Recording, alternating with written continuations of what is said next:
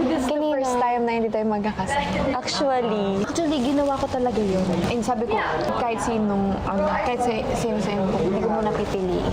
It's gonna be biased kasi. If I really had the choice, of course, I choose Renee. Oo. Hindi kita kayang saktan, boy. Pakita, boy. Hindi po ako yung first option nila bilang member po nila. Kasi meron din po talaga silang hinahanap sa members nila. And ako po, kung hindi ko po parang na-achieve yun, okay lang po yun sa akin. What do you feel? Hindi okay ka na naman. Siyempre malungkot talaga. Oo, nakalungkot. Means, just use it. Huwag mo gamitin as negative. Use it as positive.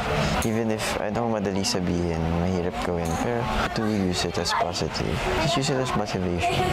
Masaya po. Medyo kilala na po namin yung isa't isa. Ako po personally, gusto ko rin pong mas makilala pa si Miguel kung ano po yung mga kaya niyang gawin, mga kaya niyang i-offer or itulong po kuya sa amin. Sabi mo, whatever you think.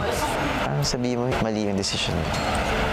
Mali yung decision nila na hindi ka pinili. Pag ako, pipiliin kita first. Masaya po, kuya, na nakasama ko po si Eliza sa grupo ko. Medyo close na po kami, kuya. So, I think yung bond po namin sa mga tasks is gonna be easier po, kuya. Pero syempre, kaming dalawa lang po yung kapamilya. So, if ever it comes sa nomination po, kuya, I wouldn't want it to. Ko po gustong mawala siya sa bahay po, kuya. So, I'll try my best po para hindi po umabot doon.